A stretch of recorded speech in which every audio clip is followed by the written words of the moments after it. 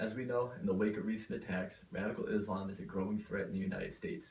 Because of these attacks, the entire country has been on edge and taking in what the media has been informing them.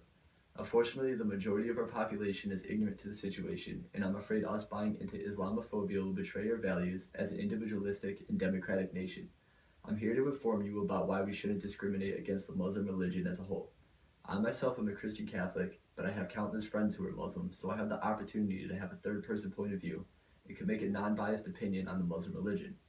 Nowadays, mosques are being shot up and people are protesting about letting Muslims practice their religion, which isn't fair since this country was founded on freedom of religion and individual rights.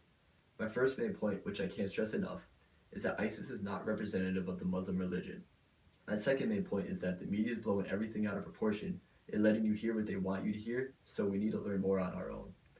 The majority of Muslims around the world are peaceful, but ISIS is founded on a specific sect of Islam known as Wahhabism.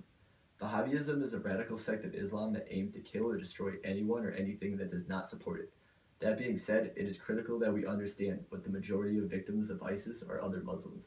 We need to find a way to combat ISIS without persecuting American Muslims who are law abiding citizens of the United States. Just like we wouldn't associate all Catholics with the KKK, we shouldn't associate all Muslims with ISIS.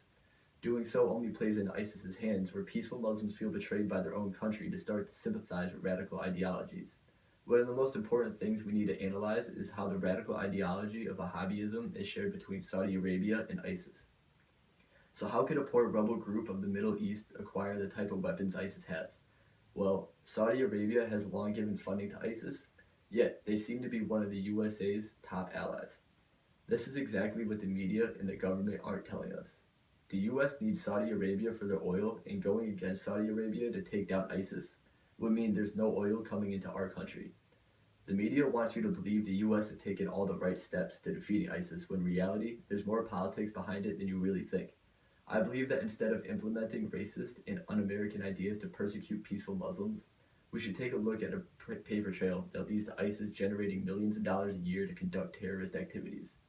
In short, I want to stress the point again that ISIS ideologies are not the same as the majority of Muslims, and that as Americans, we cannot justifiably implement racist and Islamophobic laws and policies against our own citizens, even if they are Muslims. Muslims wear the uniforms to fight for this country every day, and they provide medical treatment in our hospitals, teach our schools, and are peaceful citizens of our great society. If we take the time to properly educate ourselves on the situation, we can hopefully help others understand the situation without tuning into the news and believing everything they're telling us. I do not believe that racism and bigotry is the answer to our problems. As the greatest country on earth, I firmly believe in our ability to combat radical Islam in a just and democratic fashion.